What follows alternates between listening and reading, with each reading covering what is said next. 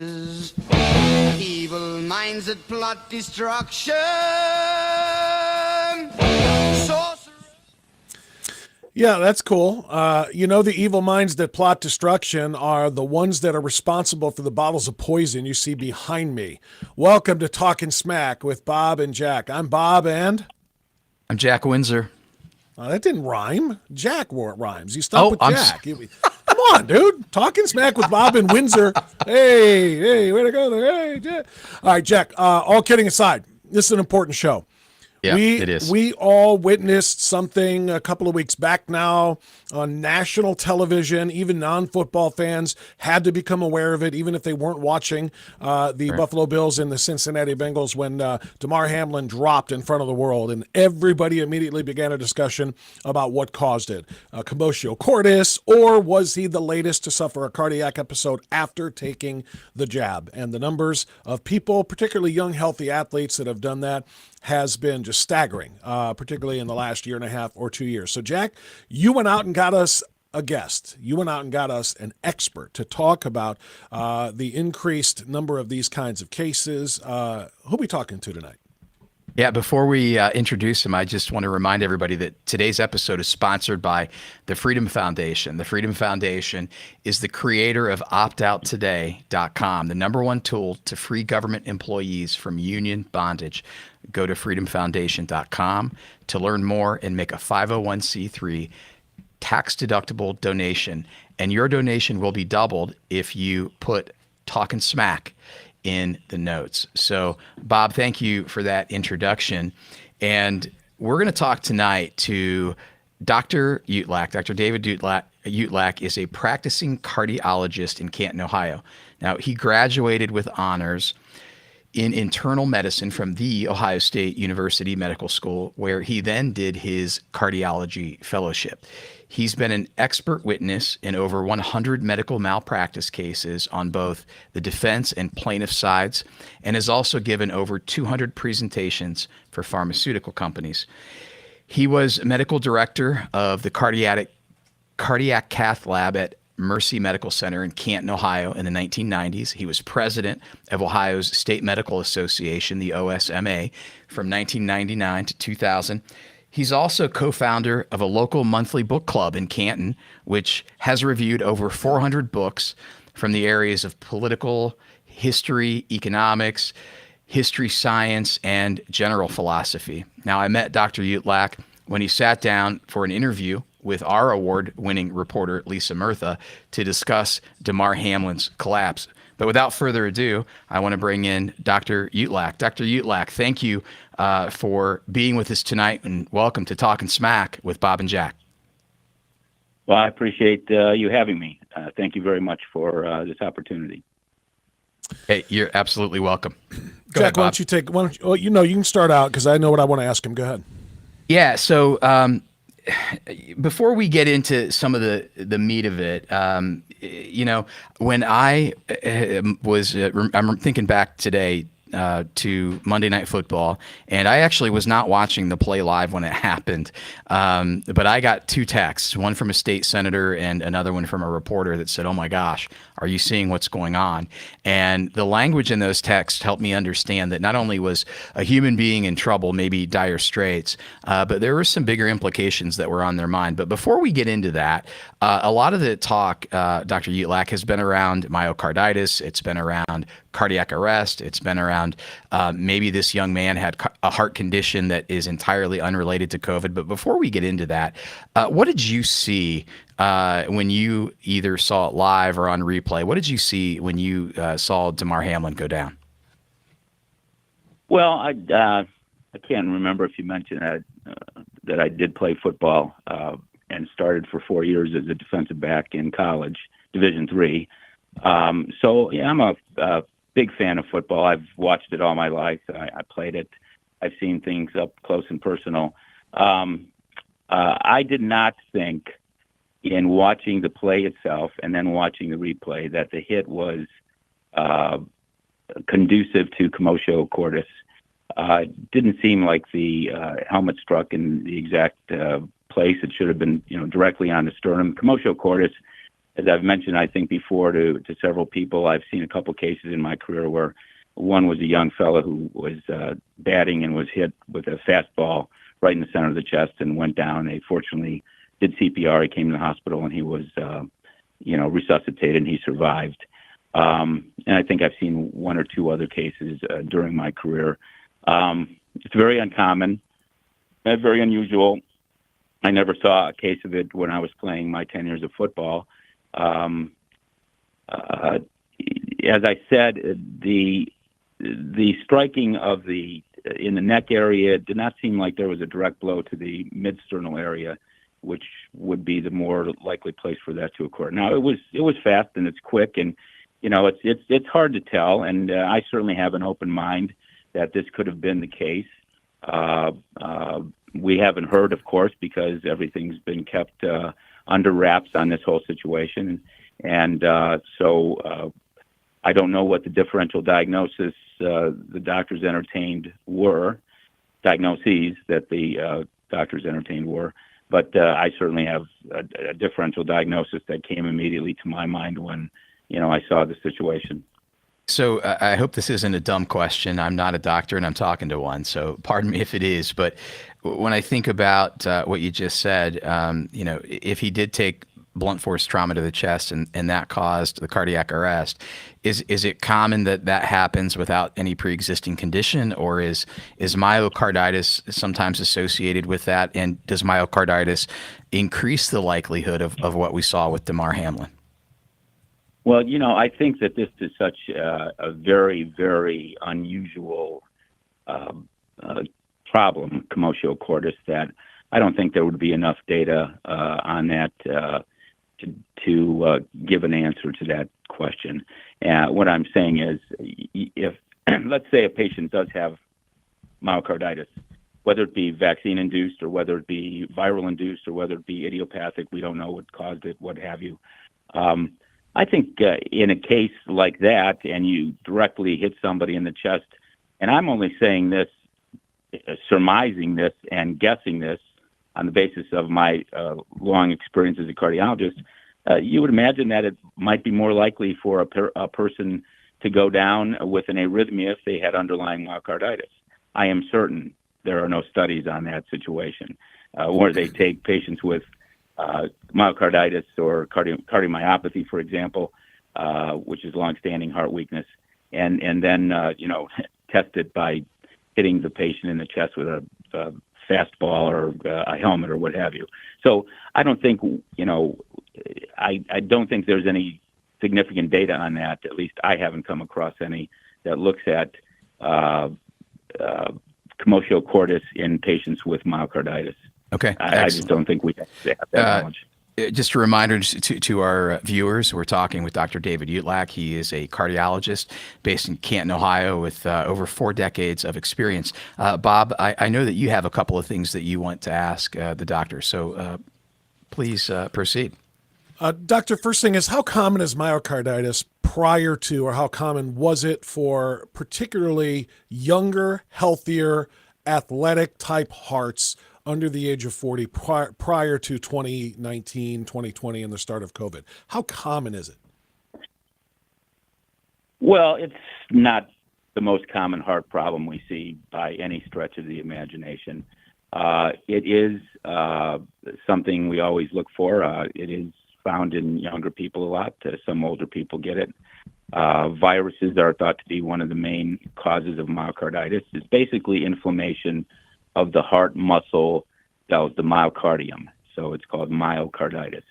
And if you want to toss, Doctor, in your answer, if you want to talk in pericarditis as well, because that has also been, diagnosed a number of times with some of the individuals who have collapsed in this most recent, surge of these things. So myocarditis, pericarditis, basically any of those cardiac conditions that we have seen and heard that so many people blame on the vaxes potentially, or on COVID itself. So I guess I'm looking for kind of an understanding of how common all of those types of things are or were in younger, healthier people prior to this. Well, myopericarditis is when you get inflammation of both the lining around the heart and the muscle of the heart. Now, these can be separate issues too. So pericarditis is often viral, and it's often we call it idiopathic because we don't know what caused it. There are a variety of other things that can cause pericarditis or inflammation of the lining around the heart, such as autoimmune diseases like lupus, rheumatoid arthritis, Sjogren's syndrome, a variety of other inflammatory diseases can cause inflammation of the pericardium. That usually presents with chest pain.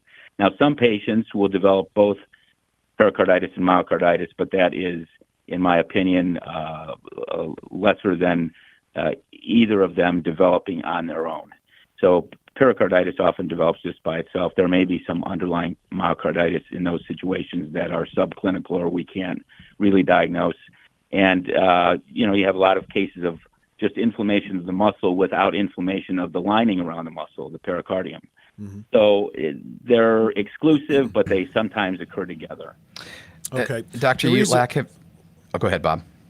I'm going somewhere and building this. So the reason I'm asking about the frequency of this in younger, healthier hearts is for obvious reasons, because of the number of people that we are seeing drop suddenly on fields of play. I wanted to give commotio cordis every chance to be at the center of this thing with Damar Hamlin. Didn't want to say it was that, and they didn't say it was that, but I didn't like people automatically jumping online and saying it's caused by the vax. It may have been. We don't even know. 95% of the NFL players or more got vaccinated. The NFL made it a mandate. A few people bucked it and ended up, having, pretty controversial stands over that. But the odds are very, very good that he was one of the 95%. But people jumped and immediately said, boom, that's another vaccine-related cardiac episode. And in fact, it killed him. His heart was stopped for 9 minutes. They had to perform CPR. So I wanted to open up the possibility of the commotio cordis. After all, it wasn't a typical hit. He didn't, Hamlin, and you're a former defensive back. I'm glad you brought up your history there. When you come up to make a hit, you lower the shoulder and you deliver with the big shoulder pad. That's the best place and the best way to tackle. Hamlin didn't get his shoulder down. His chest was totally exposed. And T. Higgins hit him with his shoulder and side of his helmet square in the chest. Now, is that hard enough to trigger, commotio cordis? Maybe not. You're the expert, and you said you didn't think so. It's not like a fastball or a hockey puck straight to the sternum. But he did get hit there. Go ahead. I saw the helmet kind of slide off toward the chin and to the side of the head, and so I didn't see the helmet going squarely into the sternum. Okay? No, it didn't. It didn't. I was suggesting that the shoulder of T. Higgins did. It was the shoulder and the side of the helmet that did. The shoulder pad. Yes, the shoulder pad I think did. I think that's accurate. Right. That's an extremely common type of a tackle. I mean, I saw it multiple times in my career. I've seen it many thousands of times in college games and in pro games and in high school games. It wasn't as vicious or brutal of a hit as I've seen occur in a lot of games. Oh no, I agree. I don't think it was vicious or brutal either. The point I was making that I wanted you to comment on is we find ourselves, I think, because of the polarizing issue that is COVID and COVID shots. I won't call them vaccines. They do not provide immunity from or inoculation from infection. So they're not vaccines. I call them profit shots or profit jabs, or most recently I've been taken to calling them poison darts, because that's what they are to me. And that's a symptom of the polarization I'm talking about right now, Dr. Utlak. Because of that polarization, if you're on the vaccines are very dangerous side, you saw that and said, bam, Damar Hamlin's the latest to suffer a cardiac episode because of the vaccine. But if you're on the, hey, COVID is dangerous, everybody should get vaccinated side, you're saying, well, he probably had a heart condition because of COVID, not because of the vaccine, but because he had COVID. When the reality is, from a medical standpoint, doctor, and this is where I want you to come in on this, there were cardiac events and strokes and everything else long before COVID and COVID jabs. So sometimes things just happen, right? It doesn't have to be one or the other, does it? That is correct. But the problem here, I'm going to sum this up for you. Okay. First of all, we don't know. All right. Second of all, when something happens like this, the first thing a doctor or a group of doctors have to do is to assess the patient, obviously do your history and physical exam now, and there's some extenuating circumstances here because of the event on the field. And you have to come up with a differential diagnosis. Now, this is just the normal way to practice medicine. Somebody comes in with a bruise on his or her finger. Do they hit it with a hammer? Is the patient's platelet count low and he's nicking it against the side of a table and he's bleeding because he's not clotting properly? Did his mother whack him on the hand? You have to figure out what happened to cause the event that occurred. Now, that all being said, I did not see in this case an open-mindedness to make a differential diagnosis, and instead of just saying, this is commotio cordis, that's what happened, and we're not going to entertain any other diagnoses. I'm sure that didn't happen in the Cincinnati hospital. I'm sure that the doctors there are more than competent. It's a university. I've had experience at University of Cincinnati and given a few talks there and been to a few courses there. And the bottom line is that I'm sure they're good doctors and cardiologists.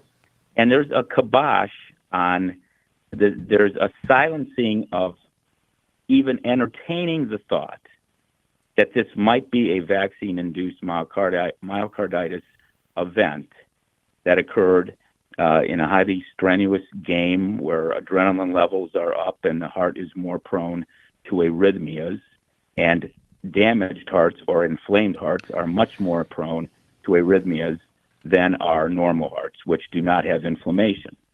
So, I'm not hearing anything.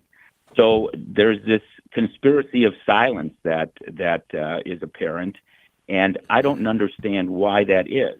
It's not normal and it's not usual. Dr. Utlak, is it possible that vaccines then can cause myocarditis or strokes or heart attacks? Yes. Okay. And could you, in layman's terms, maybe explain to our viewers how that would happen? Maybe even a juxtaposition between a traditional vaccine and COVID vaccines, which my understanding is they're not traditional vaccines, they're mRNA vaccines. Could you explain that? Yes. So let me preface this by saying I'm a cardiologist. I'm not an immunologist, but I will tell you that immunology is one of my favorite subjects. I really enjoyed it when I was at Ohio State. It's a very complex area, and people who go into immunology or rheumatology are very bright people, and my hat's off to them working with this kind of a system. The immune system, there are two components to the immune system. There's the innate immune system. For example, you have your skin, which protects you against invasion by bacteria, viruses, et cetera, et cetera. You have the mucosa of the inner lining of your mouth and your intestines, and et cetera, and that protects us from invasion by foreign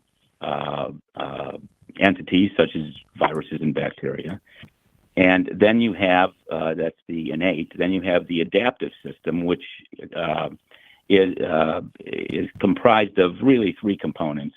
One are the B cells, which make protein antibodies and produce antibodies which attack foreign invaders of the body. Then you have cellular immunity, which is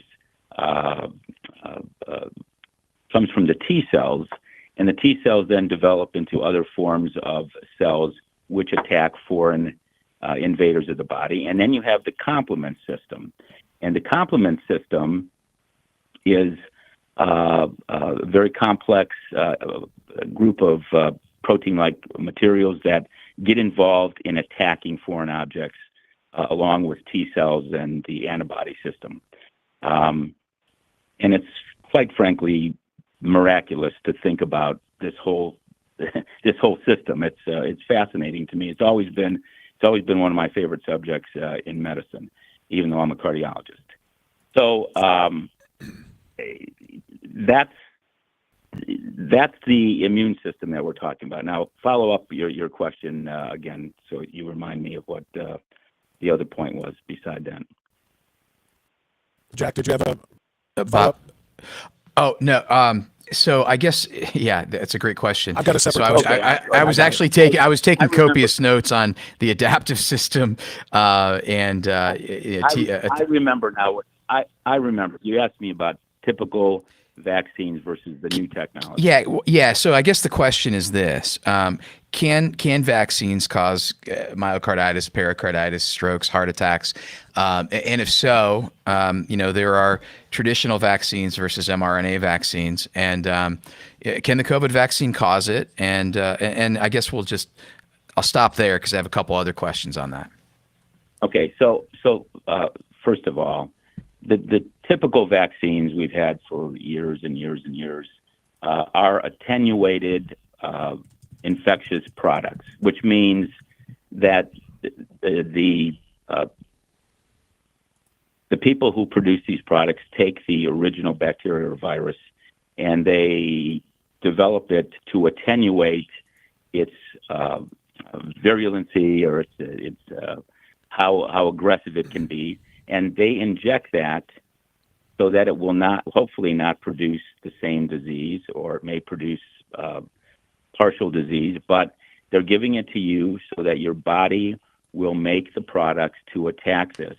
And so when the regular full virus or bacteria enters the body, you will have a response to it and be able to overcome the infection with your immune system. Okay? Now, mRNA vaccines, and look, these are some amazing products, apparently, that have a lot of potential in treating cancer and treating infections, et cetera, et cetera.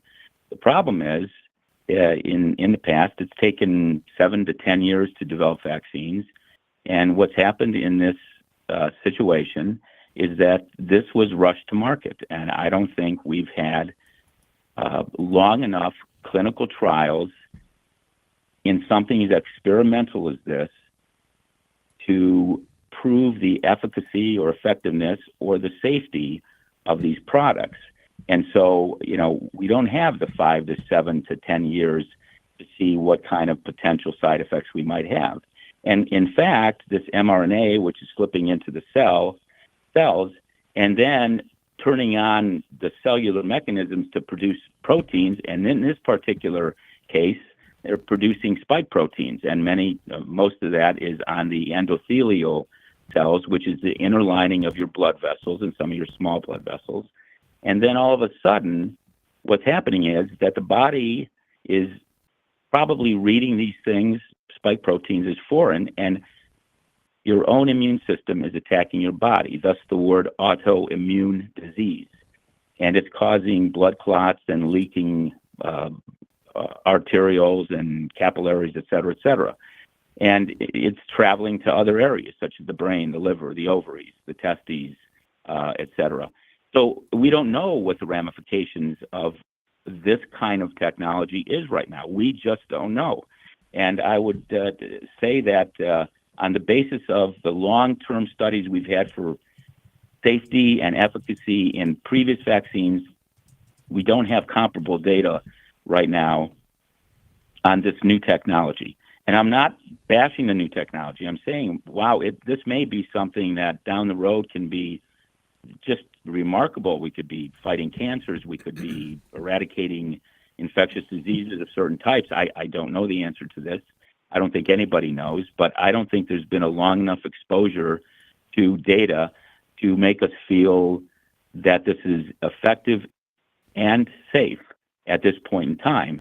And I think we're starting to see some of the side effects with autoimmune problems and some of the patients who have developed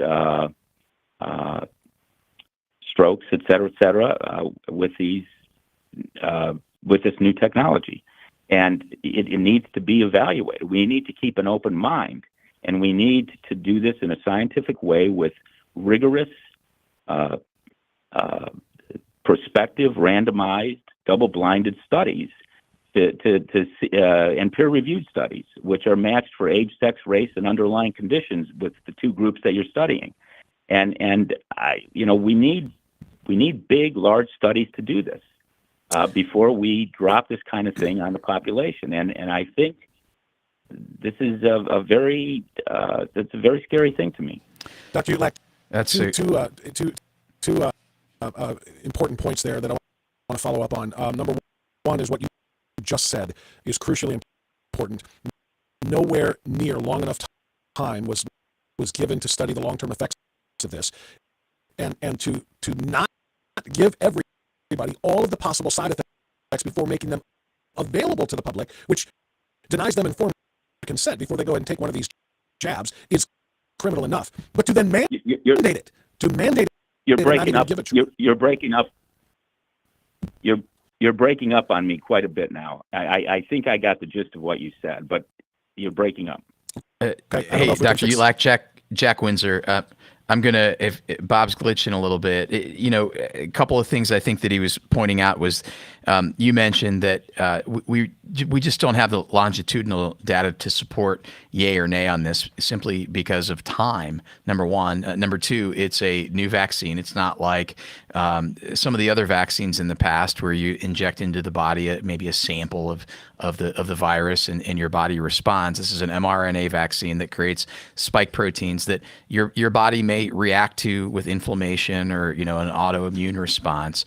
And you've kind of said that the challenge is that we seem to have seen a throwdown of a moratorium when there are hard questions about whether this virus is safe and or effective. And I think what I heard Bob say before he glitched there a little bit was, how in the world can somebody give informed consent when they're denied the full scope of information? What are your thoughts on that?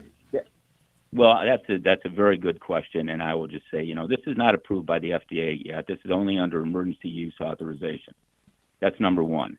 But let me put it this way to you, and this is kind of you've seen the drug commercials on television where they list 100 or 150 side effects.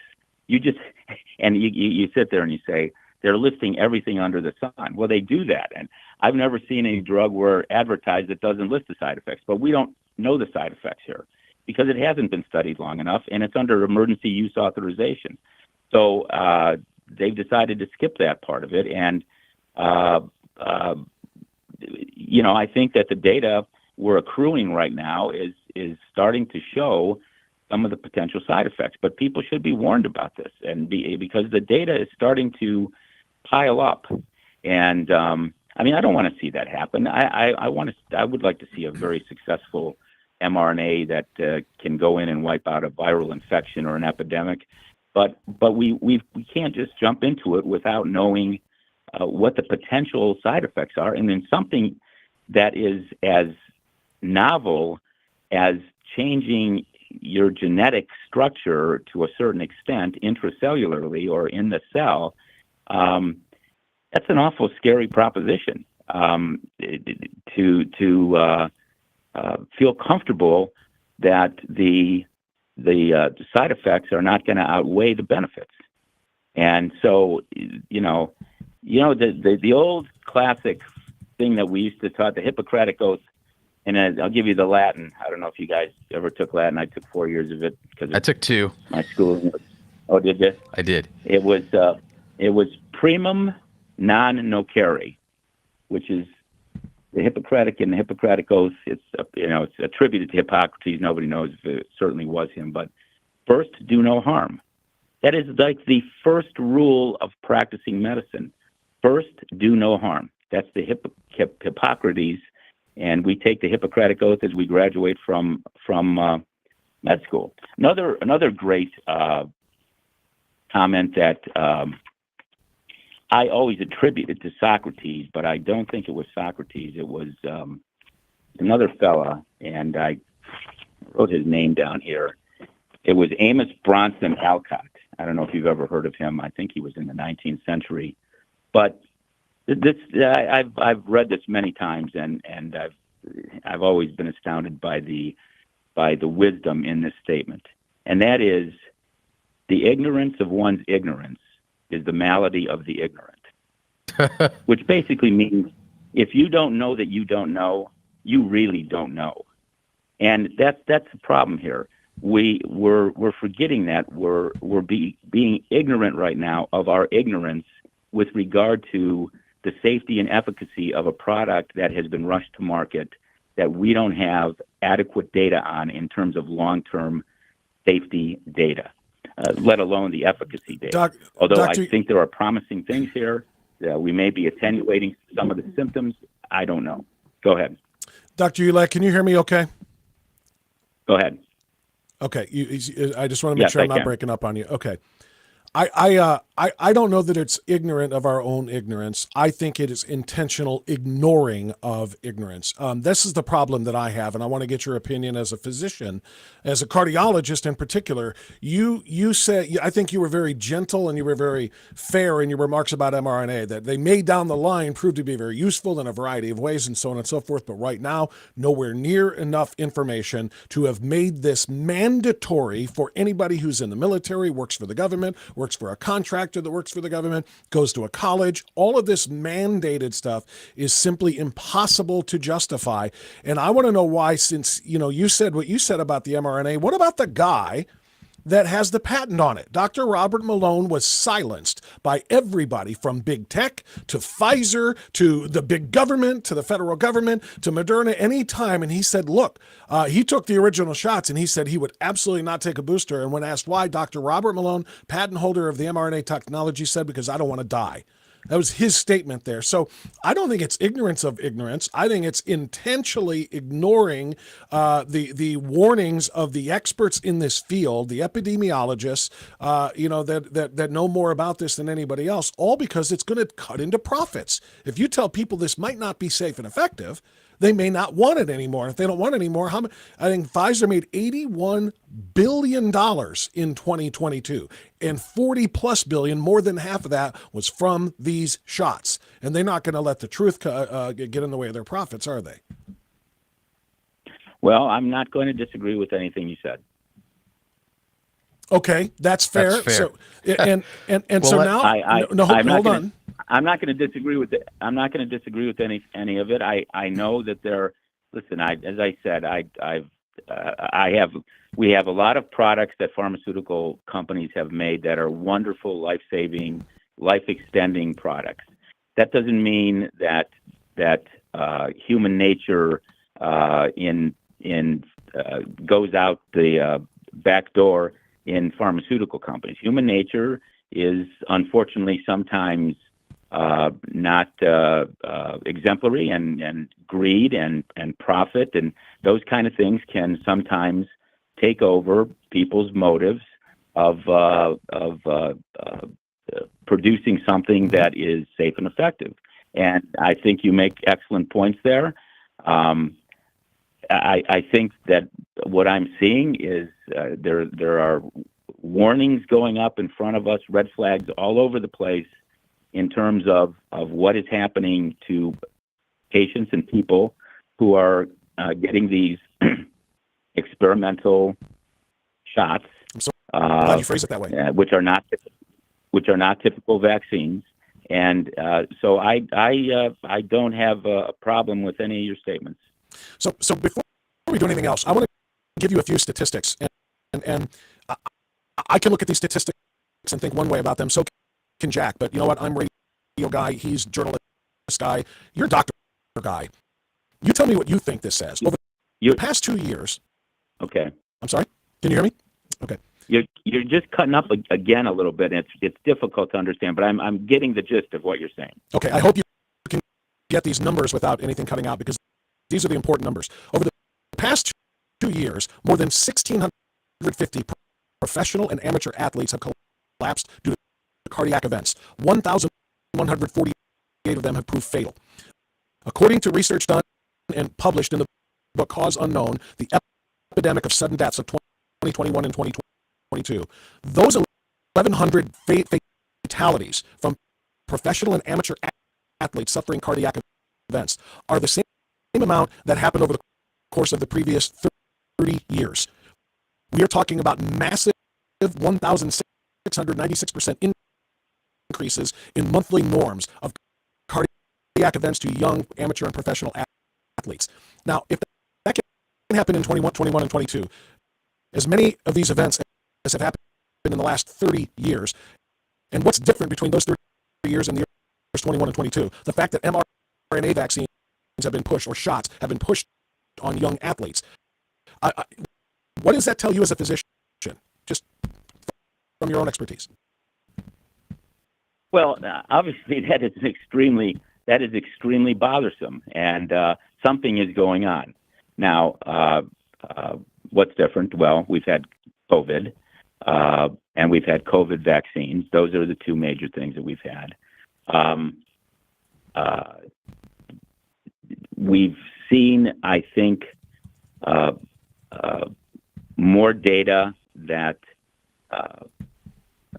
from studies on mRNA vaccines that the data is bothersome in terms of producing autoimmune issues. And as a matter of fact, I just read a paper, and it's an outstanding paper talking about the risk of the vaccines in people who have already had COVID and recovered from COVID, and their antibodies are already kind of juiced up, so to speak. Mm-hmm. And there may be some enhancement of disease in those particular folks themselves if you've already had COVID and then get vaccinated. Mm-hmm. I need to study that a little further.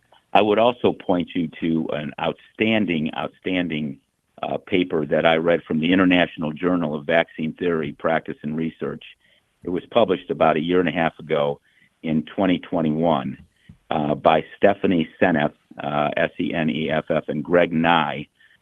She's at MIT at Cambridge, and he's in neuropathic oncology in Portland, Oregon. And it's an extensive paper, about 35 pages long. But the name of the paper is Worse Than the Disease, Reviewing Some Possible Unintended Consequences of the mRNA Vaccines Against COVID-19. It's an excellent, exhaustive, very data-driven paper on the potential mechanisms for adverse outcomes and adverse events in utilizing mRNA vaccines. And it goes through the explanation on what the difference is, et cetera, et cetera.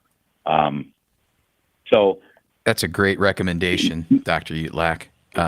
Yeah, and I'll tell you another paper that I think is outstanding. It's actually from Doctors for COVID Ethics, September 17th, 2021. And this is a short paper, which is extensively, there are 39 references in the back of the study. And it's called The Dangers of COVID Booster Shots and Vaccines, Boosting Blood Clots and Leaky Vessels. And it really is an outstanding paper on understanding the biochemistry of the mRNA and how it's different. mRNA vaccines, so to speak, are different than the typical vaccinations we are used to in our lives. And that's another excellent paper. And I've probably read that paper 14 times. It's only 7 or 8 pages, but it's the data in there is excellent. So there are people out there that are talking about this, but we're not seeing it in the news, as you mentioned. And why we're not is, you've said your opinion, and I agreed with it. There are a lot of interests here. Well, Dr. Utlak, I can tell you just from my personal experience why it's not getting played in the news. I wrote extensively about vaccines, T cells, B cells, the power of natural immunity. I wrote a lot about masking efficacy, and the mainstream corporate-owned outlets didn't like that very well. In fact, someone somewhere called down the New York Times, and they wanted to write a nice hit piece about me, which they, kind of did, unless you have a discerning eye. But it goes back to your point earlier about the stunning reality that if you really try to engage in the scientific process, which is, you might have a hypothesis or a theory, and you make you postulate that this could happen, but you go out, you gather some data, you do a study, and you go through the study the right way. It's got to be, separate cohorts, double blind, peer reviewed, all of these things. And then you deliver the results and you have, an engaging dialogue about how this could be or couldn't be. But we completely stopped doing that. And you know what? I want to read you something. So we realize, I think, anybody that's been watching with the intention to understand what's going on, but not with the spirit of trying to say, well, look, this is the worst thing ever, and you need to just shut up and do what you're told. Those people generally aren't going to listen. They're not going to change their behavior, and they're not going to consider anything that you say. But I digress. I want to go back to something that has always stuck with me. This happened June 21st of 2021.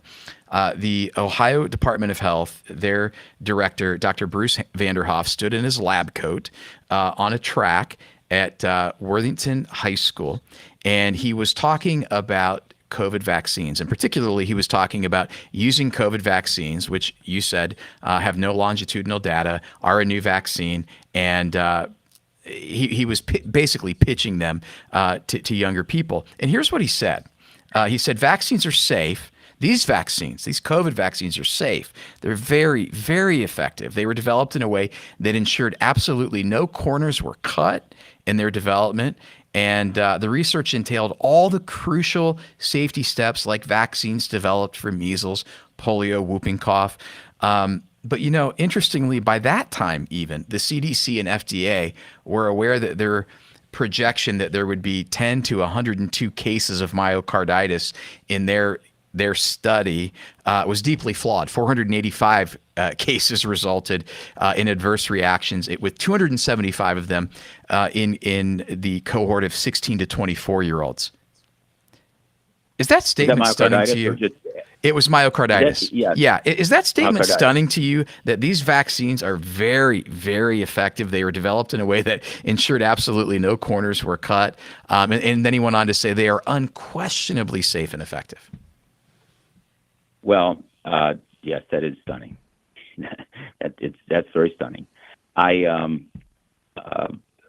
My experience right now in my practice is I am seeing a lot of patients who have been vaccinated and are now coming in with cases of COVID. So now, here's what they're saying. Well, I would have been worse off had I not had the vaccine. Now, how can you prove that? I don't know. I think you'd have to do a long-term study on that one too. But that's kind of the line that's coming out from the people who are very supportive of these products. Interesting. Bob, do you have a follow-up to that? I don't know if anybody can hear me, so I'd like to. I just don't know if anybody can. Okay, you can hear me. Okay, yeah. I don't know what's going on with the tech today. Sorry about that. You're good now. You're good now. Good. Thank you, Doctor. So last thing to wrap this up. Going forward, what would you say if you had an opportunity to talk to the CDC director, if you had an opportunity to talk to the director of the NIH? They just extended, the Health and Human Services Department in the federal government just extended the quote-unquote national health emergency for another, I don't know if it's another calendar year, but it was the third such extension. Even though the President of the United States said about 2 months ago that the pandemic is over. We still have COVID, yes, but the pandemic is over. So if you knowing what you know about these vaccines, knowing some of the numbers that I just gave you and how they're completely unimaginable, we might not be able to prove that each and every one of those individuals were collapsing because of the shots that they took. But the fact that it's 2 years versus the last 30 years is astounding. What would you say to the decision makers going forward about not only the availability of these shots, but should doctors and should cardiologists like yourself and should government officials be pushing and promoting these going forward, much less mandate them? Well, I would just say that we don't have enough data to know the safety and efficacy of these products, and pushing them is ill-advised. Would you I pull have them not. and the I EUA? would from the emergency use authorization. Yeah. Yes. Yeah. Would you end that? Yeah, I think that the pandemic is pretty much over. Even our president stated that. I'm not seeing a lot of cases anymore of COVID, and of course, one also needs to be very suspicious about the PCR test. The sensitivity of that is also under a lot of question. By the way, I'm sure you've heard of that. Absolutely. We wrote extensively about that back when everybody wanted test. That was the way that they were going to stop the virus, which made, regardless of whether the tests were accurate or not, it made very little sense. Jack, let me jump in with Yeah, one more I know. question for Dr. Utlak before he goes. Dr. Utlak, given what you're saying, and I think you're being very fair, I think you're being very analytical, and you're being what you are, which is an outstanding cardiologist. I don't think you're trying to be political in any way, shape, or form, but I have to ask you, you are not towing the medical line, the one that has been ordered by the NIH and by the CDC, and that is do not question the efficacy of these drugs, do not question their safety and their effectiveness.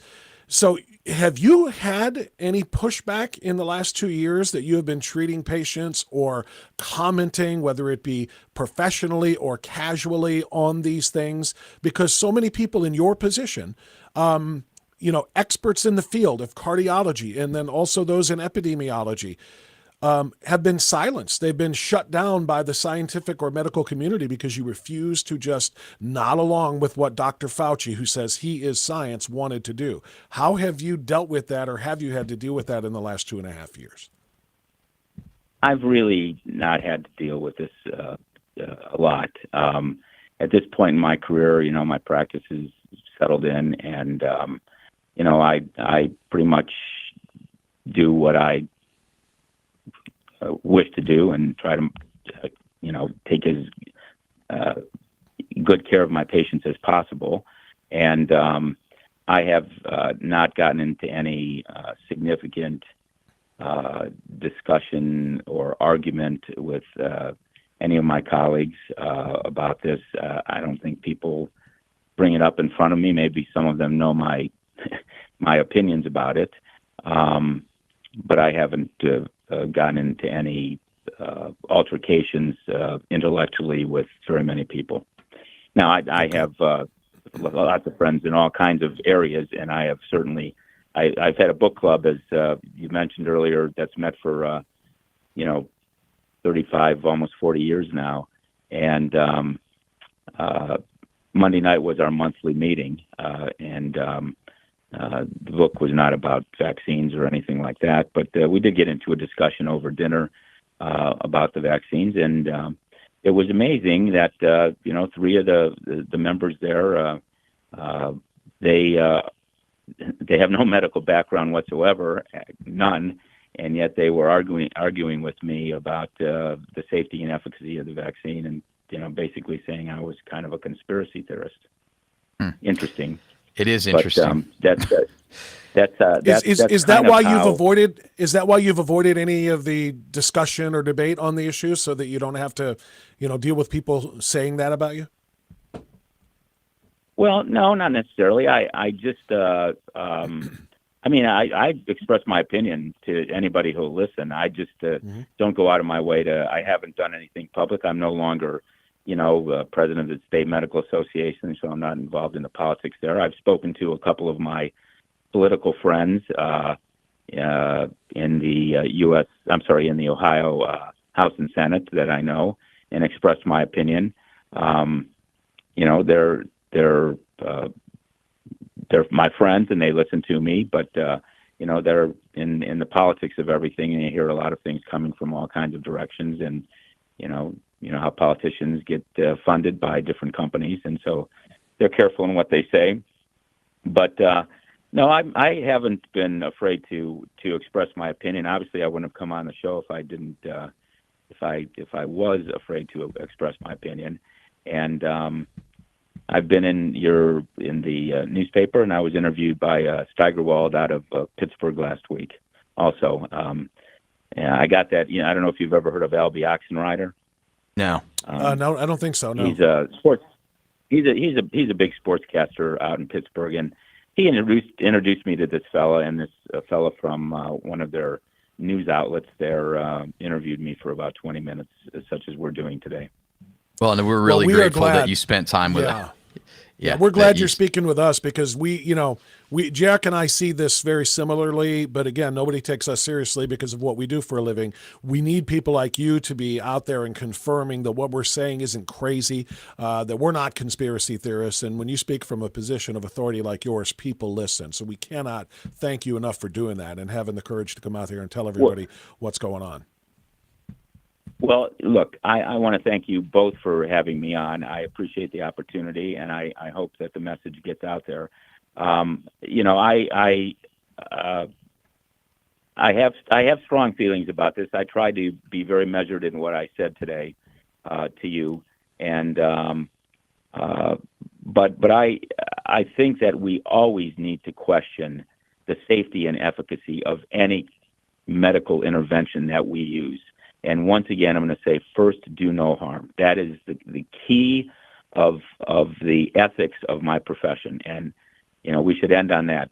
But that's something that I was taught very at a very early part of my career, and I hope I've lived up to that throughout my entire career. It sounds as you have, and this is Dr. David Utlak. He's a cardiologist out of Canton, Ohio. And Dr. Utlak, you are a friend of the show now, and we're going to go to the bullpen, I'm sure, a couple of times in the months and years ahead and bring you back on. But thank you for what you do, and thank you for shedding light on a very important topic with us tonight.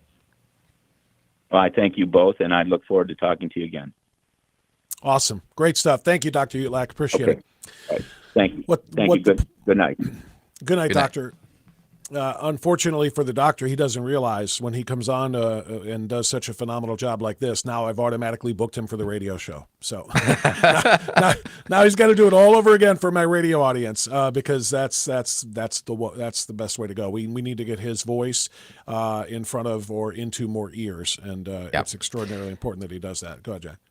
Yeah, no, I've got 3 points I want to make on the back end here, but I want to be really sensitive. I know we had some glitchiness earlier, and I want to make sure that you have some time to say what you want to say. But I think there are 3 critical points to follow up on from what Dr. Utlak said. But and I'll come back to him. But I just want to, he mentioned we need to really take a look at the data. We need to really examine what's going on. I've got a little bit of hesitancy about who's going to do those studies, who's going to fund them, and who's going to publish them.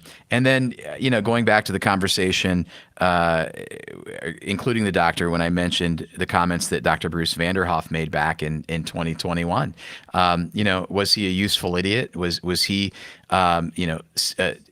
swallowing the line, hook, line, and sinker, rather, from Big Pharma?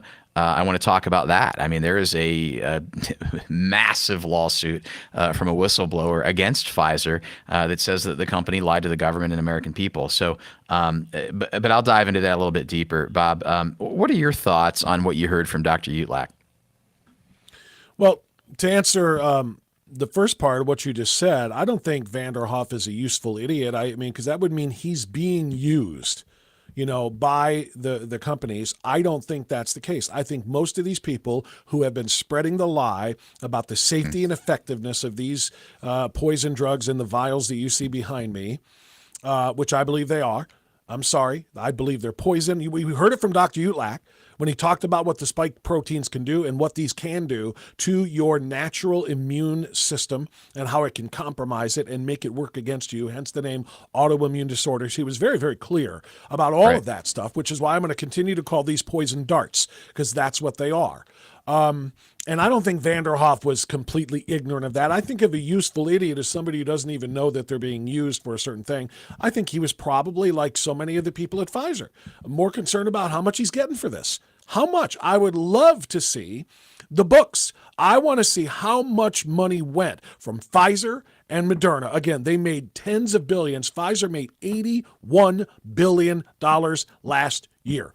Over 50% of that from these jabs sold to the federal government and to governments in other countries as well. You know what's interesting about that, Bob?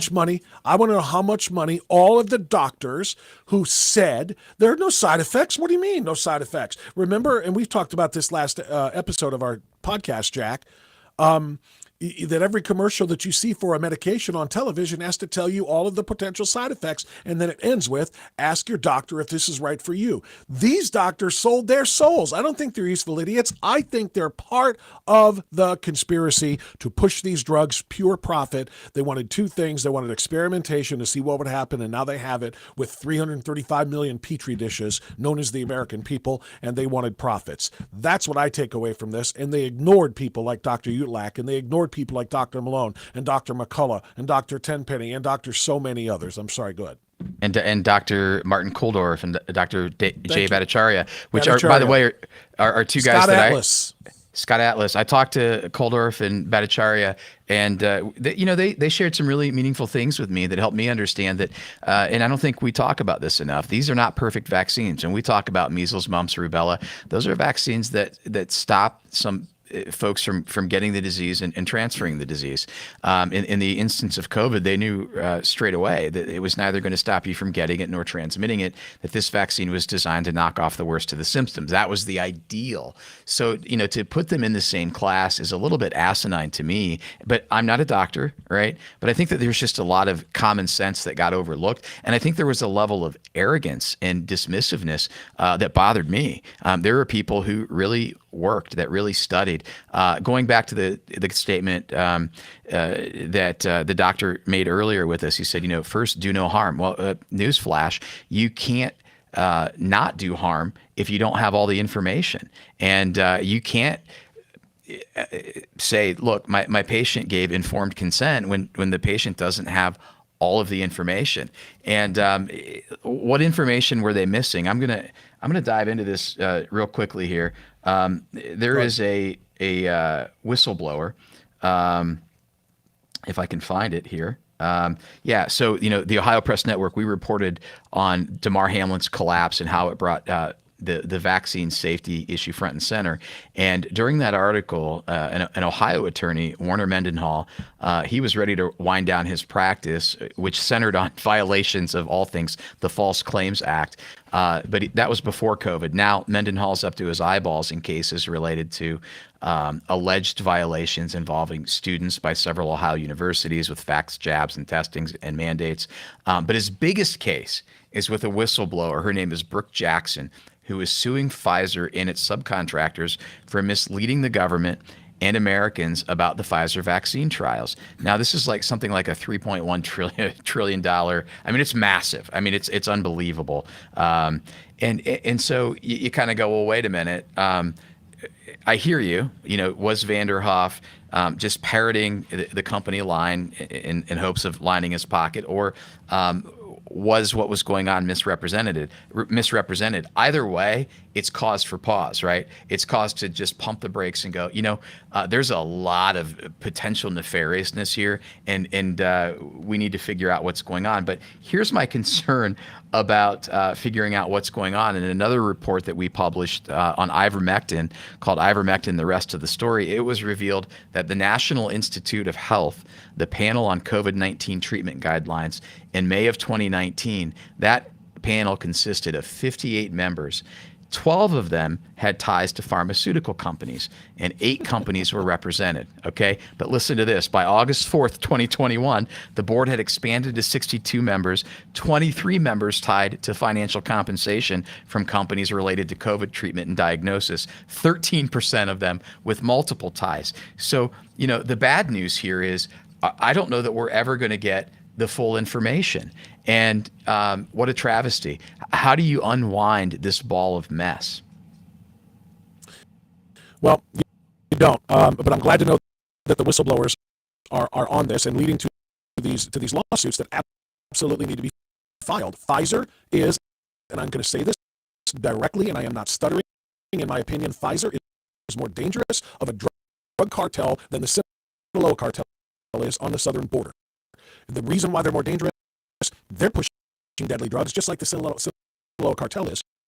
You know, the cartel is using fentanyl and heroin and coke and meth, and Pfizer's using the mRNA drug. And the difference is that the Sinaloa cartel can be caught. Pfizer has a deal with the government, which makes it legal and, in fact, promoted and encouraged. And here's the reason I want that lawsuit to be filed. I want many, many more to be filed. I want a class action lawsuit to be filed against them from everybody who ever even thought of taking one of these jabs, because I posted this on my Facebook a couple of days ago. Out of 44,000 clinical trial participants, Pfizer only used data from 170 participants to claim their 95% efficacy number. How did they arrive at 95% efficacy? Of the 170 participants they used, all of them tested positive for COVID, but 162 of them got a placebo. 8 of them got two doses of mRNA. Divide 162 by 170, and what do you get? 95% efficacy. That, according to Pfizer, is how they met the criteria for the emergency use authorization. That emergency use authorization is exactly why all of these people who have taken these jabs, and what we believe to be the reason why so many of them are collapsing with cardiac events, would not have happened had they not gotten away with that scam. So to me, this is a very, very dangerous organization that has never, ever been interested in the health of people. It is always interested in pure, unadulterated profit. That's it. So Bob, for those listening at home, I want to reiterate. I'm gonna cut through to the chase. 170 people in the sample. 162 were given a placebo. That means 8 people were not given a placebo. 8 people had an adverse event. So of the 8 people who were given the inoculation, they all had adverse events. But we're gonna dicker with the math, right? We're gonna jimmy it a little bit. We're not gonna say it was 8 for 8. We're gonna say it was 8 for 170. I'm not a statistician. I'm not a mathematician. But that to me is that's some interesting that's some interesting numberology there. Well, yeah, I mean, the 162, companies. Yeah, the 162 couldn't get an adverse event because they took a placebo. The only ones who got adverse events are the ones that took it. I mean, technically, if you wanted to, you could say they have 0% efficacy because of all of the 8 that took the jabs, they all had adverse events. So it's 8 for 8, and you know what? I mean, I'll dicker with numerology all you want, but the bottom line is they have lied from the beginning about the safety and effectiveness of this. They've lied about the clots. They've lied, and by the way, even just last week, the CDC, hey, 2.5 years on, maybe we should investigate the massive number of blood clots coming from people who have taken Pfizer's jabs. The CDC. And the only reason they're even interested in it now is because they know they are also complicit in exactly CDC. Is that the the communist drug cartel, or are you talking about the Centers for Disease Control? Okay. Are they one and the same? Yeah, it sure looks like it. But look, let me just share 2 things that I think are really deeply concerning. Number one, public health has done some good. And the challenge with going forward is I don't care who you are. I don't care what you say. I don't care what you're selling. I ain't buying it, period. And there are a lot of people like me. Here's the second problematic issue. There is going to be a virus. There is going to be an outbreak that has a death rate that is massive. COVID's was, it had anywhere from 99.99% to 95% survivability. What happens when something as deadly as 70% kill rate comes along? Am I going to vax? Am I going to follow guidelines? This is the pickle that we got ourselves into. And at some point, there is going to have to be a reckoning, because I don't know how in the world you unwind from this. I do hope that the Judiciary Committee in Congress, chaired by Ohio's Jim Jordan, I hope they subpoena a lot of records. I hope they call a lot of people in. I hope the cameras are running. And I hope a lot of information gets uncovered and laid bare for Americans to consider. And I think And again, I'm not a lawyer, I'm not a doctor, I'm not an epidemiologist, I'm not a virologist, but I'm a common sense kind of guy. And I know when something stinks, and I know that when there's enough smoke that there's a fire behind it. And this is one of those times. And so I hope that some stuff gets turned over for prosecution, because I'm not going to just do this and go, oh, well, COVID's over. The thing that we have to remember is COVID might be somewhat over. It might be fully over. I don't know. But what is not over is the mechanism that allowed all of this garbage to go on. And we cannot allow it to happen again. Well, and the worst part about it, Jack, is the old adage of fool me once, shame on you, fool me twice, shame on me. Since we've all, and so many people have been fooled by these non-vaccine shots, these poison darts that are causing so many adverse events, including deaths, is that going to make people completely terrified of taking the vax or the shot, as you say, once there's a 70% mortality rate coming? People are going to be afraid. You lie to me once, I'm not going to let you lie to me again. And then suddenly things that are going to kill people at record rates are going to happen. I think you're exactly right. All right, we're about 7 minutes past our hour. Really great information from the doctor. I hope you share this with other people. We had a few tech glitches here, but who cares? We got past them. Share this link to this podcast with other people who are interested in the truth about what's going on with respect to the adverse events and the athletes collapsing because of these shots. The discussion is by no means over, but the discussion for this episode is over. We really appreciate you being a part of it. Everybody who is commenting on the Facebook page and others as well, we really appreciate that. But now we'd really appreciate it if you share this with other people. Help us grow Talkin' Smack with Bob and Jack. That's our goal. Jack, next Monday, right? Next Monday, we'll be ready to rock and roll. All right, good stuff. Thank you, Jack. Thanks, everyone, for listening. Thanks for being a part of Talkin' Smack. We'll see you next time. Bye.